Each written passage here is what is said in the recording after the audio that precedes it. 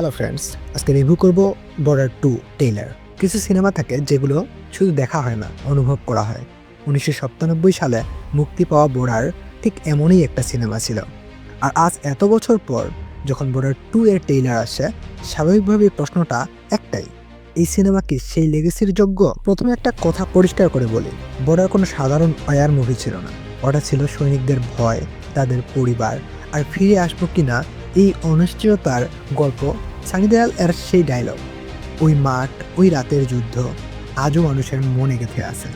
Border 2 Taylor দেখেই বোঝা যায় এই সিনেমার সেই ইমোশনটা আবার জাগাতে চাইছে। ডিরেক্টর এখানে একটা জিনিস খুব ক্লিয়ার রেখেছেন, এটা রিমেক না, এটা কন্টিনিউশন অফ ইমোশন।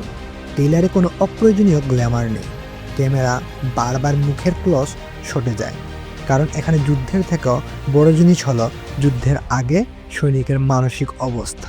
এই টেইলারে কেউ নিজেকে সুপারহিরো বানাচ্ছে না, প্রতিটা চরিত্রকে দেখানো হয়েছে ক্লান্ত, দায়িত্বে বাঁধা আর ভিতরে ভিতরে ভয় পাওয়া মানুষ হিসেবে। কেউ নতুন সৈনিক, কেউ অভিজ্ঞ, কেউ জানে যুদ্ধ মানে কি। এই কন্ট্রাস্টটাই বর্ডার 2 এর আসল শক্তি হতে পারে। যখন টেইলারে যুদ্ধ কম দেখানো হয়, তখন বোঝা যায় সিনেমায় যুদ্ধের দাম বেশি।